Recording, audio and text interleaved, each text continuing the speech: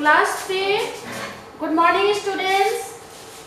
आज हम लोग पढ़ेंगे हिंदी में चैप्टर 2 भगवान की देन। इस चैप्टर में कहा है कि यदि आप मेहनत से कार्य करोगे तो भगवान भी उस कार्य को करने में आपकी सहायता करेंगे और जिस कारण आप कार्य करने में सफल होते हैं यह सफलता भगवान की ही देन है। तो इस चैप्टर में इसी देन के बारे में बतलाया गया है और कहा गया है कि किस तरह से हमें मेहनत करके सफलता प्राप्त किया जा सकता है। तो हम लोग पढ़ेंगे। राजा मेरा प्यार का नाम था। राजा जो है उसको प्यार से बोला जाता था। यह मेरा असली नाम नहीं था, लेकिन मुझको अपना यही नाम अच्छा लगता था। मैं अपने नाना नानी के साथ रहता था। उन्होंने मुझे बड़े लाड प्यार से पाला था। हमारा घर तो बहुत बड़ा था पर परिवार छोटा सा था। नाना नानी, मामा और मैं बस। मेरे नाना बहुत लंबे और ताकतवर थे। यहाँ पे प्यार से जो राजा का नाम था वो कहते हैं कि मेरे नाना कैसे थे, ताकतवर थे और उनका परिवार बहुत छोटा था। नाना नानी और वह खुद और उनके मामा रहते थे। उनका बड़ा रोब था। उनकी आवाज बड़ी भारी थी। उनके नाना का आवाज बहुत भारी था। लोग उनका बहुत आदर करते थे। नाना जी भगवान के बड़े भक्त थे। उनके नाना जो थे वह भगवान के बड़े भक्त थे। दिन में कई बार पूजा पाठ करते थे। रोज मंदिर में जाते और देवी देवताओं को भेंट पूजा चढ़ाते थे। उनके नाना, राजा के नाना प्रतिदिन मंदिरों में जाते थे और पूजा करते थे और देवी देवताओं को भेंट और चढ़ावा चढ़ाते थे। हमारे गांव में और उसके आसपास कई मंदिर थे। गांव के आसपास और भी कई मंदिर थे। वह अक्सर मंदिरों में पूजा करवाते और शुक्रवार को पूजा करवाते। हर शुक्रवार को एक बड़े मंदिर में खास मेरे लिए पूजा करवाते थे। हर शुक्रवार को उसके नाना जी जाते और बड़े मंदिर में खास करके शुक्रवार के दिन पूजा करवाते थे। उस दिन मुझको भी उनके साथ मंदिर जाना पड़ा। मुझको मंदिर जाना अच्छा लगता था। वहाँ बड़ी अच्छी चीजें देखने को मिलती थी। वह मंदिर बहुत ही सुंदर और सबसे निराला था। जो शुक्रवार के दिन उसके नाना जी के साथ जो गया वह मंदिर कैसा था? बहुत बड़ा और सुंदर था, निराला था। शाम को वहाँ बहुत रोशनी होती थी। मिट्टी के सैकड़ों दिए जगमगा करते थे। और उस दिन शाम को, शुक्रवार के शाम को क्या होता था? मिट्टी के दिए जलाए जाते थे और उस मिट्टी के दिए जलाते थे जब तो वो मंदिर पूरा जगमगा उठता था। फूलों का ढेर लगा रहता था।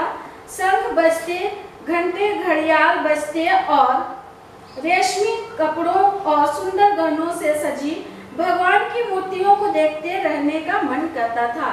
भगवान को अच्छी तरह से सजाया जाता था।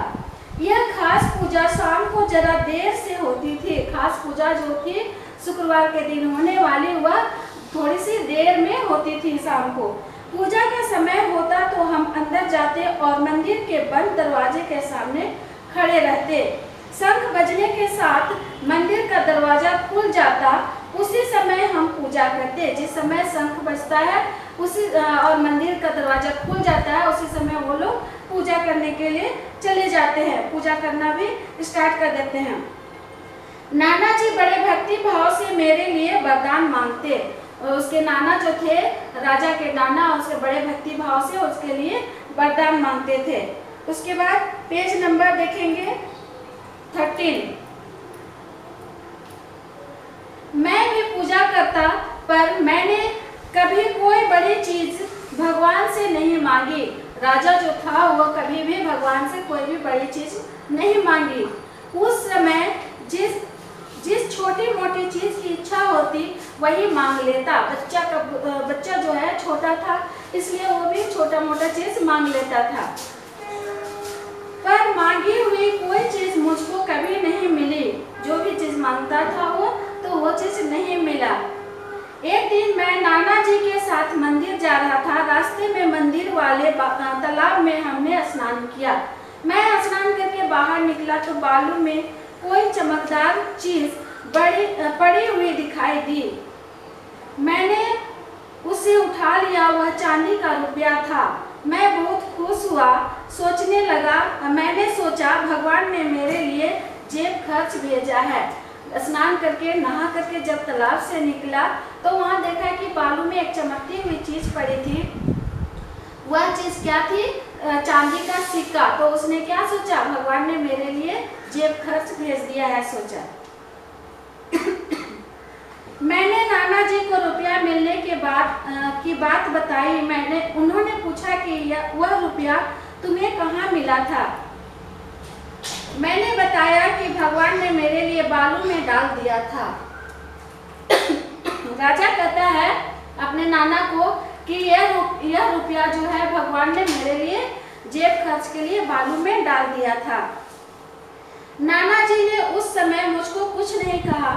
जब हम मंदिर में पूजा कर चुके तो नाना जी ने मुझसे रुपया मांगा। मैं देना तो नहीं चाहता था, पर नाना जी की बात कैसे टालता। उन्होंने मुझसे रुपया लेकर पुजारी को दे दिए। वो रुपया राजा से मांग करके नाना जी क्या किए? उस पुजारी को, मंदिर के पुजारी को दे दिए।